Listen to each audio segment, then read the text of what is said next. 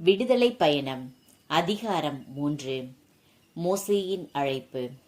மோசே மிதியானின் அர்ச்சகராகிய தம் மாமனார் இத்திரோவின் ஆட்டு மந்தையை மேய்த்து வந்தார். அவர் அந்த ஆட்டு மந்தையை பாலை நிலத்தின் மேற்றிசையாக ஓட்டிக்கொண்டு கடவுளின் மலையாகிய ஒரேபை வந்தடைந்தார். அப்போது ஆண்டவரின் தூதர் ஒரு முட்புதரின் நடுவே தீப்பிழம்பில் அவருக்கு தோன்றினார். அவர் பார்த்தபோது முட்புதர் நெருப்பால் எரிந்து கொண்டிருந்தது. ஆனால் அம்முட்புதர் தீந்து போகவில்லை. ஏன் முட்புதர் தீந்து போகவில்லை? இந்த மாபெரும் காட்சியை பார்ப்பதற்கா நான் அப்பக்கமாக செல்வேன் என்று மோசே கூறிக்கொண்டார். அவ்வாறே பார்ப்பதற்காக அவர் அணுகி வருவதை ஆண்டவர் கண்டார். மோசே மோசே என்று சொல்லி கடவுள் முட்புதரின் நடுவிலிருந்து அவரை அழைக்க அவர் இதோ நான் என்றார். அவர் இங்கே அணுகி வராதே, உன் பாதங்களிலிருந்து மிதியடிகளை அகற்றிவிடு, ஏனெனில் நீ நின்று கொண்டிருக்கிற இந்த இடம் புனிதமான இடம் என்றார். மேலும் அவர் உங்கள் மூதாதையரின் கடவுள், ஆபிரகாமின் கடவுள், ஈசாக்கின் கடவுள், யாக்கோபின் கடவுள் நானே என்றுரைத்தார். மோசே கடவுளை உற்று நோக்க அஞ்சியதால் தம் முகத்தை மூடிக்கொண்டார்.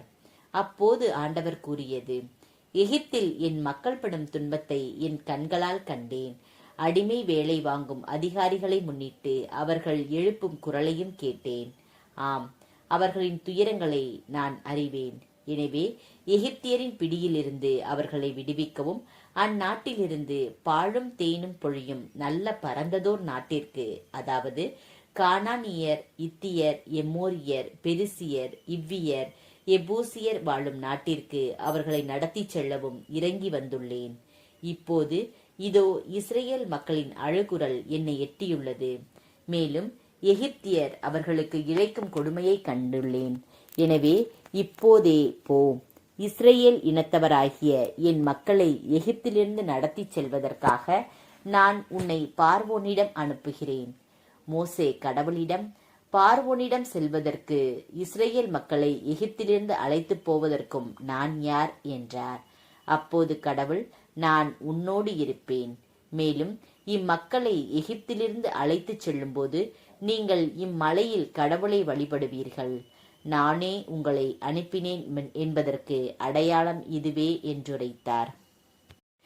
மோசே கடவுளிடம், இதோ இஸ்ரேல் மக்களிடம் சென்று உங்கள் மூதாதையரின் கடவுள் என்னை உங்களிடம் அனுப்பியுள்ளார் என்று நான் சொல்ல, அவர் பெயர் என்ன என்று அவர்கள் என்னை வினவினால் அவர்களுக்கு என்ன பதில் சொல்வேன் என்று கேட்டார்.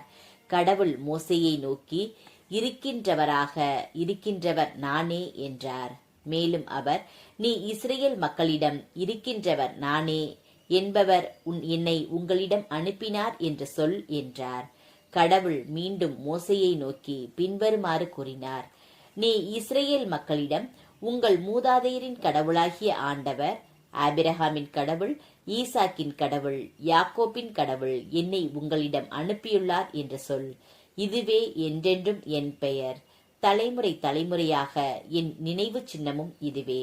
போ, இஸ்ரேலின் பெரியவர்களை ஒன்று திரட்டி அவர்களை நோக்கி, உங்கள் மூதாதையரின் கடவுளாகிய ஆண்டவர், யாக்கோபின் கடவுள், ஈசாக்கின் கடவுள், யாக்கோபின் கடவுள் எனக்கு காட்சியளித்து இவ்வாறு கூறினார். உங்களையும் எகிப்தில் உங்களுக்கு நேரிட்டதையும் நான் கண்ணாலே கண்டு கொண்டேன்.